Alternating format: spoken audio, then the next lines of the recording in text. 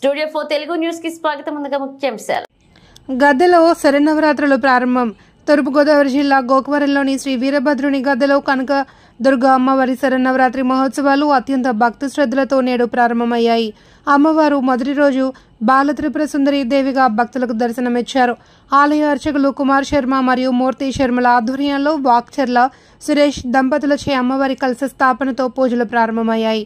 అమ్మవారి ఆలయమంతా వాక్చర్ల రవి ఇయ్యంకుడు పసుమర్తి విజయ్ కుమార్ దంపతులచే పుష్పాలంకరణ చేయబడింది.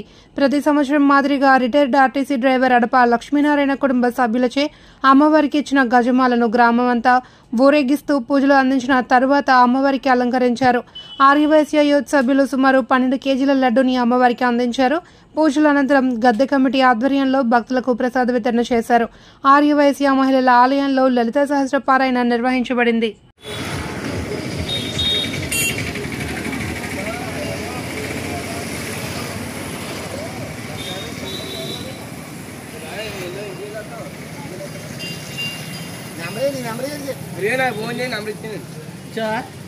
బాబు ఫోన్ చేయడే